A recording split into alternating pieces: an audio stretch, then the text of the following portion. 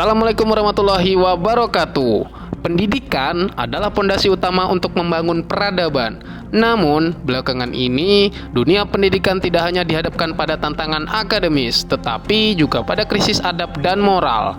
Ragam fenomena saat ini sering terjadi menghiasi perkembangan dunia pendidikan Indonesia saat ini, mulai dari fenomena bullying yang tak berkesudahan, kurangnya respek murid terhadap guru, isu kesejahteraan yang masih jauh panggang daripada api, hingga persoalan predator terhadap anak di lingkungan sekolah yang kerap tak tersentuh hukum di negara yang katanya negara hukum ini. Lantas, apakah kita hanya sanggup menyaksikan degradasi moral yang mengkhawatirkan di kalangan pelajar dan pendidik tanpa melakukan apapun untuk mencegah atau bahkan mengatasinya? Mari kita telusuri 5 bukti yang menguatkan fenomena ini. Namun, sebelum lanjut ke videonya, yuk sama-sama tekan tombol like, komen, subscribe, dan share video ini biar kita bisa terus eksis dan menyajikan info-info penting seputar dunia pendidikan. Kita mulai ya, bismillah. Karakter tidak dibangun, ya tidak bisa kita menikmati Indonesia emas nanti. Bukti pertama, maraknya kasus bullying di lingkungan sekolah. Maraknya kasus bullying atau tindak penindasan yang terjadi di lingkungan pendidikan seperti sekolah sudah saatnya menjadi perhatian masyarakat.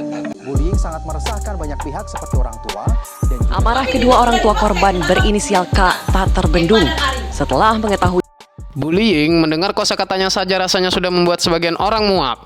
Pernah tidak Anda mendengar kasus seorang siswa SD kelas 3 di Subang tewas setelah koma selama 6 hari akibat dirundung oleh kakak kelasnya?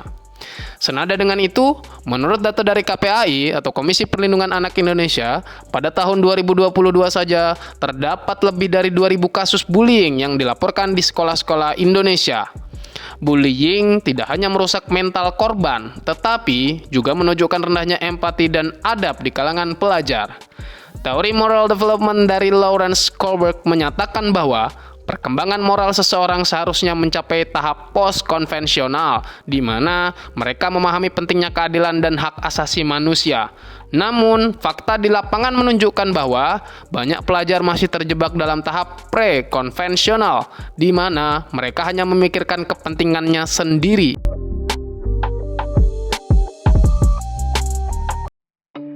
Bukti kedua, tingginya kasus kekerasan dan ketidaksopanan terhadap guru. Duel. Rasanya, dibanding mengajar di kelas, lebih baik seorang guru mengajar di ring MMA kali ya. Beberapa tahun terakhir, viral beberapa video siswa yang berani melawan atau bahkan melakukan kekerasan terhadap guru. Bahkan, ada satu kasus di mana seorang guru diajak duel oleh 3 orang murid. Ada pula murid yang sampai menghajar gurunya dan menantangnya untuk berkelahi di depan kelas karena HP murid tersebut disita oleh sang guru pada saat momen ulangan. Menurut penelitian dari Universitas Pendidikan Indonesia, 60% guru mengaku pernah mengalami ketidaksopanan dari peserta didik, baik secara verbal maupun fisik. Ini adalah indikasi kuat bahwa kita sedang mengalami degradasi moral. Teori social learning dari Albert Bandura menjelaskan bahwa perilaku seseorang dipengaruhi oleh lingkungan dan contoh yang mereka lihat. Jika siswa tidak lagi menghormati guru, lantas apa gunanya pendidikan bagi anak-anak kita di masa depan? Kita beralih ke informasi lain, pemirsa. Nur Kalim, sosok guru honorer korban persekusi muridnya, kini makin ikhlas dan bersemangat menampingi siswa-siswinya untuk berangkai masa depan. Gitu aja Pak, ya saya akan tetap mengajar. Saya tidak mau, kemarin hanya media yang menghubungi, saya tidak mau, karena tugas saya hanya satu, mengajar.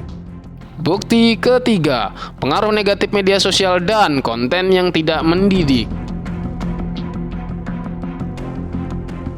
Kejahatan scam, konten pornografi, penipuan online, tren joget-joget tidak berfaedah, sebaran hoax, dan masih banyak lagi adalah potret bahwa media sosial kita tengah menimbun permasalahan besar untuk anak-anak kita di masa depan.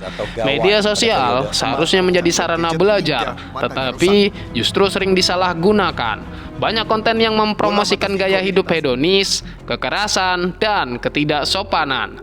Survei dari Common Sense Media menunjukkan bahwa 70% remaja mengaku terpapar konten negatif di media sosial setiap hari. Teori cultivation theory dari George Gardner menyatakan bahwa paparan konten negatif secara terus-menerus dapat membentuk persepsi dan perilaku yang buruk. Ini jelas mengancam kualitas adab generasi muda di masa depan.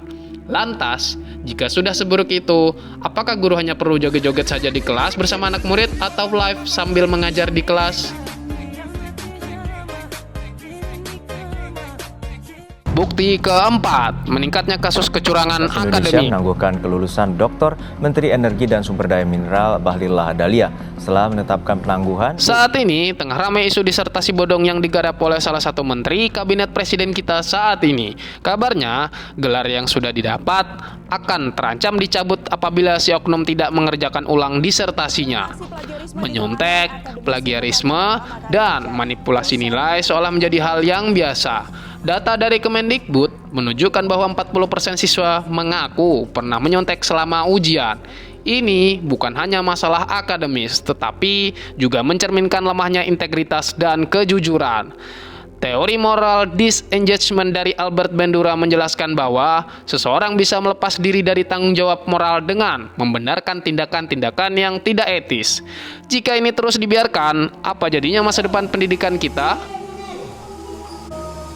Mengantisipasi adanya kecurangan selain Bukti kelima, lemahnya peran keluarga dalam pendidikan moral saat ini. Sekali lagi, peran keluarga sangat krusial dalam membantu menyukseskan tujuan pendidikan kita saat ini. Wahai orang tua, janganlah masukkan anak ke sekolah tanpa dibekali hal-hal mendasar seperti cara menghormati orang tua, aturan senyum sapa salam, dan lain sebagainya. Keluarga adalah sekolah pertama bagi anak, tetapi banyak orang tua yang terlalu sibuk dan abai terhadap pendidikan adab anak. Menurut penelitian dari Harvard University, anak yang tidak mendapat pengawasan moral yang baik di rumah cenderung mengalami kesulitan dalam mengembangkan empati dan tanggung jawab sosialnya. Teori attachment dari Jones Bowlby menekankan pentingnya ikatan emosional antara anak dan orang tua dalam membentuk karakter. Tanpa itu, degradasi moral akan semakin parah dan semakin menjadi nyata.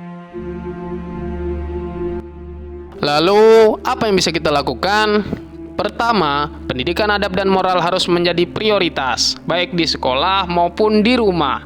Kedua, kita perlu membatasi paparan konten negatif dan meningkatkan literasi digital. Ketiga, kolaborasi antara guru, orang tua, dan masyarakat sangat penting untuk menciptakan lingkungan yang mendukung perkembangan moral anak. Pendidikan bukan hanya tentang nilai akademis, tetapi juga tentang membangun manusia yang beradab dan moral. Mari bersama-sama menjaga kualitas pendidikan kita demi masa depan yang lebih baik. Setujukah Anda dengan pernyataan-pernyataan di atas? Jangan lupa like, share, dan subscribe, serta komen untuk konten-konten inspirasi lainnya agar channel ini dapat terus berkembang. Sampai jumpa di video berikutnya. Wassalamualaikum warahmatullahi wabarakatuh.